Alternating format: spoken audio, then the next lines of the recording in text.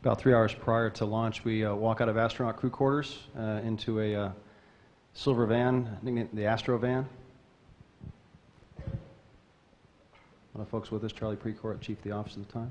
Astro van pulls out, like Jim said, as we head out to the launch pad. A lot of folks along the side of the roads waving, and it's a beautiful vehicle. You get out, and it actually looks like it's alive with the venting and having the opportunity to go out.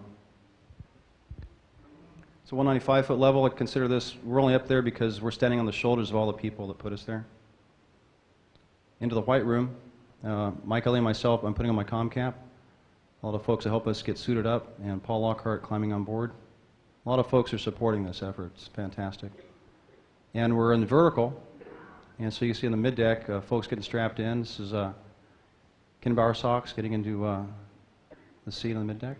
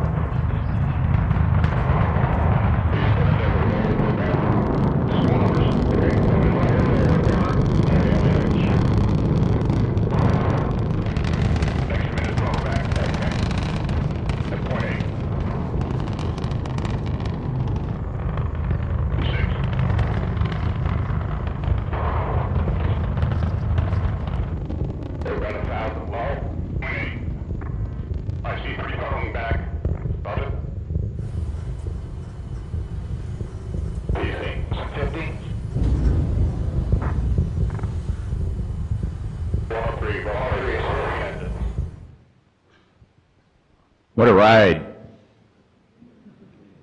You just kind of have to sit back and experience all of it. Well, you have to open the payload bay doors, and the first thing you have is a view of the Earth up there. And then you got to get right to work. On the second day, we need to check out both the EMUs, the suits we're going to use, and then Jim also checked out the SRMS, which he was going to use to take the P1 out of the payload bay. Here's a view from the station of us 8 miles away, and you'll see the burn where we, right there, ignite the ohms to commit to target intercept. The final portion of the rendezvous is done manually with computer control.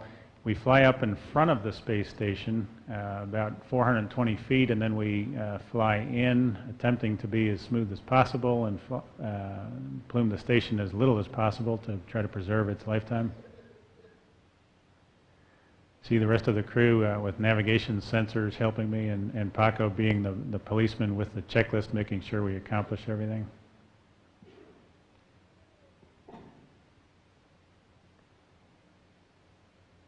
The system is a real testament to the engineers and folks who designed the vehicle. It's amazing to me that you can be flying this fast and be within a half an inch of where you need to be and within a hundredth of a foot per second of the desired target at contact.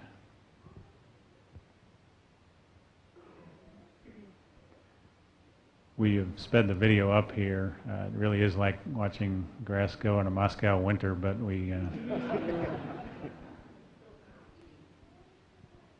pretty exciting day for us, and I hope an exciting day for Peggy. I'm Croydon! Commander Expedition 6 open gauge. This is very important things. Yes! Valery, привет! Hi guys, how you doing? Yeah. Great job. Congratulations. Great job. Thank you. Very nice. Привет.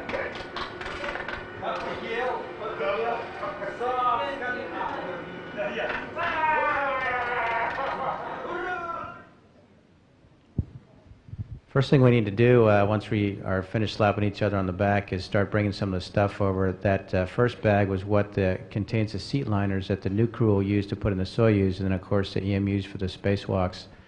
Getting ready the night before the first spacewalk, we had to put some anti-fog in the helmets and configure all the tools.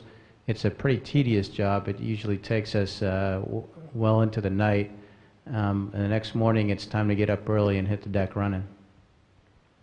The first day of docked operations, it was my job to lift the P1 truss out of the payload bay. As Peggy mentioned, I lifted up where she could reach it with the station arm and hand it off to her for the final installation. Ken Barasox assisted me, is a tremendous leader and a great asset to me. I was really thankful that he stayed on board our side for this day to help getting the P1 truss, which you see in our payload bay. Here we are moving the Canadian robotic arm. Mike Elea is doing some pre-breathing, trying to purge the nitrogen from his joints in preparation for the spacewalk to go out and activate the P1 truss. We handed the payload off to Peggy, who's moving in, grappling on the station side. Joint operations very closely coordinated between the two crews as I held the payload and she moved in to grapple it, and then I released it. It's all hers, and then she'll move it in for the final position for installation on the space station. I'll move the arm away and use the camera on the end of the arm for a better view. During all these arm ops, the guys in the airlock were also working pretty hard, getting ready. We had to be at a certain point before they could suit up, and so there were a lot of coordination between the guys in the airlock and us while we were attaching the P1 truss.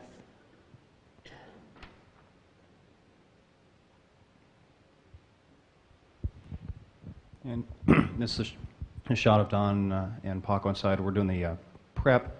This is where the suit, including the person inside, weighs about 500 pounds, but you can just kind of I'm being guided into the crew lock.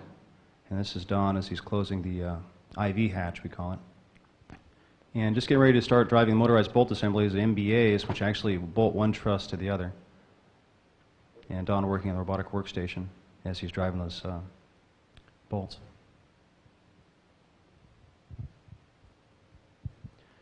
Once they were securely fastened to each other, we got to go outside, and there's really nothing that I could adequately say that would describe what this feels like.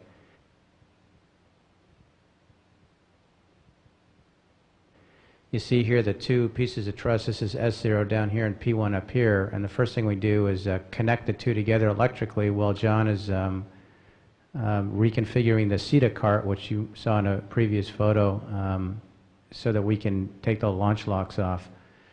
Thanks to the wireless vision system, you can see up close some of the work that we do. It's not very complicated, but it's interesting. I'm using a manual ratchet. About 50 foot-pounds are required to turn the bolt, and I'll turn those for one turn. So look like from inside of the shuttle looking out to P1. And then once I get those removed, I use the pistol grip tool, or PGT, and I let go, and my tether kind of pulls it out of the slot. And here I get a chance to go ahead and stow it. This is like herding cats also, getting it all stowed back into the bag. It looks a lot easier there than it was in flight, let me tell you. On EVA-2, the next thing we had to do was connect the two pieces of the truss together hydraulically, if you will. These are what we call fluid jumpers, and they carry ammonia, which is a cooling fluid used on the space station. And you'll see John is handing me the end of them, and then he will join me on the side of the truss. This is what happens when the sun goes down. This is real time. It doesn't take very long at all. Once we get them connected, we open the bail to open the valve to allow the two pieces to be connected together, and this is just sort of an overview of the two jumpers in place. The launch restraints that were in place on P1 had to be removed once they were in flight, and this is Mike taking one of the keel pins off, and he's installing a bolt. And then once he had it in his hands, it was my job to translate the CETA cart down the rail, which was a fabulous experience, just by fingertips. You could, it's a huge mass, and just lightly pushing it down the rail. As Mike controls it, we have to take the keel pin, and now Mike will install it inside the truss. And this looks like from one of the cameras on the back of the payload bay.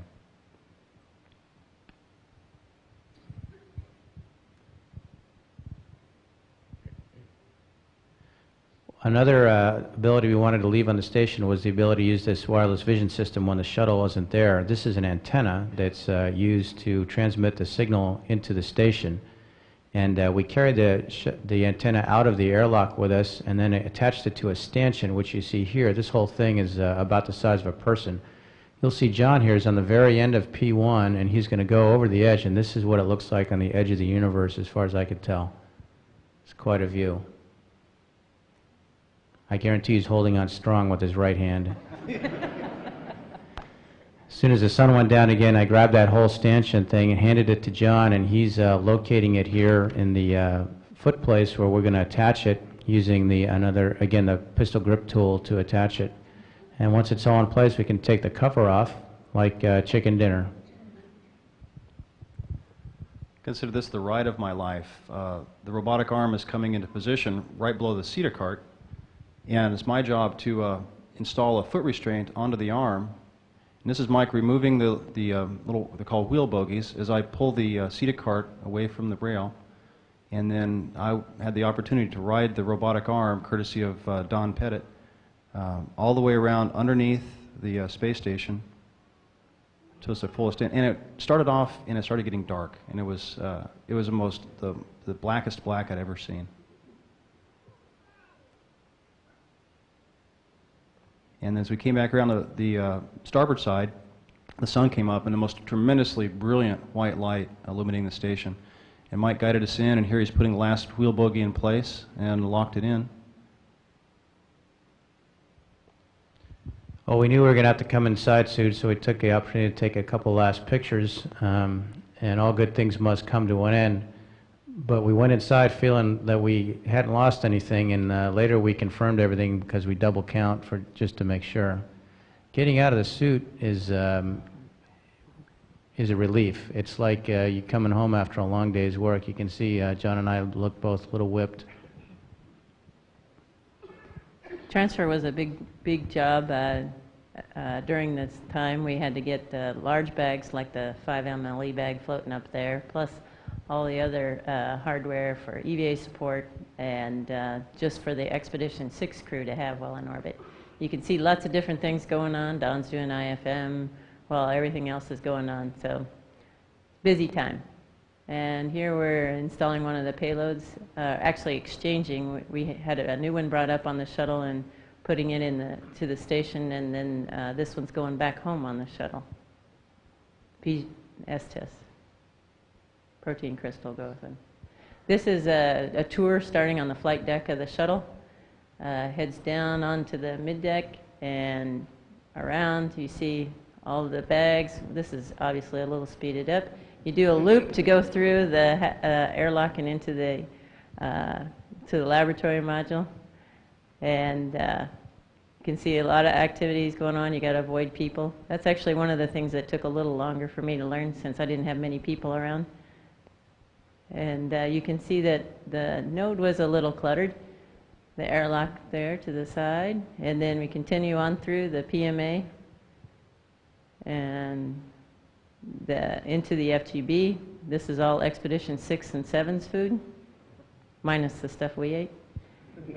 And heading into the PHO. Below us was the docking compartment, and here is the service module, which is the main area. We have the galley here and the toilet, and then at the end of that is the progress. I hope that my crew, Don, Nikolai, and I will be able to work as well over the next 4 or however many months we end up living on station. Hopefully more than 4. And this concludes our ceremony for today. Thank you all for joining us. Again, a change of command ceremony steeped in naval tradition. It's an honor to be part of ceremonies like this. I mentioned that another tradition is to put the flight patch up on board the vehicle. We have an awful lot of flights getting ready to go. Luckily, the station's getting bigger, though. And here's Valeria installing our patch. Also in the node, we have a separate area for the expedition crews that have been up there. Number 5 looks good. Okay, here it is, the crews, everybody's saying goodbye, leaving Expedition 6. Don and Sox and Nikolai, who are still up there having a good time. Sox wrote me a note and said he successfully made Jell-O. Here's L.A. closing the hatch. And here we are on the flight deck just before we undock, and things have to get back to work now. In other words, we have to concentrate on what we're doing because we're about to separate the shuttle from the space station. And this is a view out the window. That also must have been something naval. I'm not sure what that was.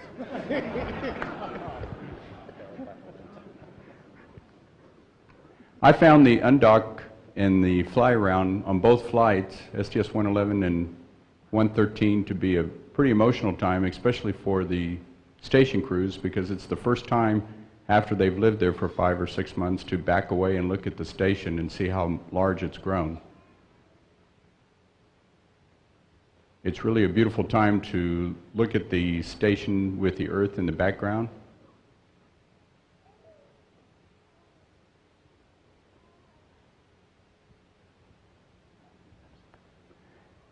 And you might have just missed that. That was the MEPSI deploy right there.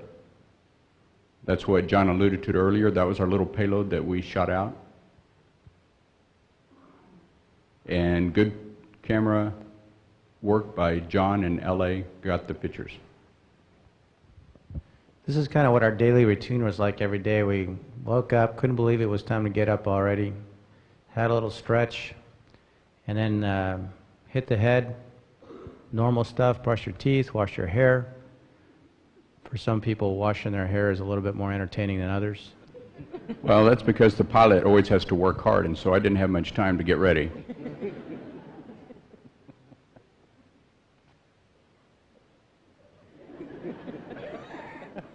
And I'm good. We had the exercise device there was a cycloergometer, a little bit different from the one on the station, but same idea. And here is some more of the just housekeeping that we have to do for the shuttle on each flight. These are LiO cartridges that have to be changed out, and it takes quite a few people to do it. A little physics experiment. If you get the angle of the pliers just right, you can watch the nonlinear motion where it trades energy from the different spin motions. I found a bag of pistachios in the food locker, and I was surprised my wife had given us a bag of pistachios, and Peg was really good at the zero-G experiments with pistachios. That's the way to eat right there. We also had to do a few fluid experiments just to make sure we had completed all our scientific investigations. And I thought it worked well with orange juice because you can see it better.